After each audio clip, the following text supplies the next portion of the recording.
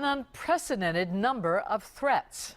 That's what Baltimore County Police say they are dealing with in the wake of the deadly barricade situation in Randallstown. Meanwhile, the family of an armed woman who was killed posts video of her 5-year-old son who is still in the hospital recovering from a gunshot wound.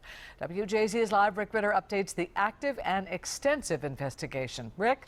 Well, Denise, we still don't know who fired the shot that injured that 5-year-old little boy. And in the midst of this complicated investigation, police say they are now receiving a number of threats. It's a toy gun. It's this new video that was posted on Instagram by the family of Korryn Gaines, which shows her 5-year-old son, Cody, recovering in the hospital after being struck by a bullet.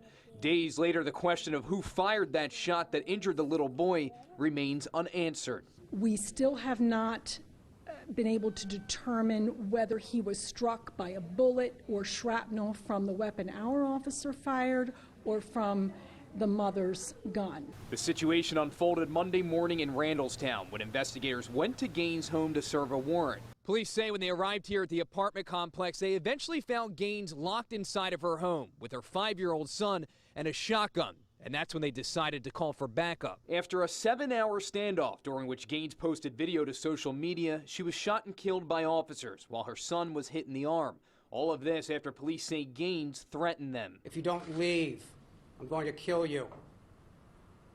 I'm going to kill you. Since the incident, Baltimore County Police have been under heavy fire, receiving, quote, an unprecedented number of threats against police, including against specific officers. Also, they're not putting out the name of the officer who fatally shot Gaines due to safety concerns in the current national climate. After a review, they found legal requirements were met for entry to serve the warrant to begin with. But at this time, they still don't know who shot the 5-year-old. And there's no body camera footage to shed any light. We are dealing in a very volatile time when officers are under threat. We have great concern about these lone wolf attackers. Police say it's certainly unusual for them not to release the officer's name who fatally shot Gaines. They say that decision was up to Chief Johnson, who wants to err on the side of safety. Denise?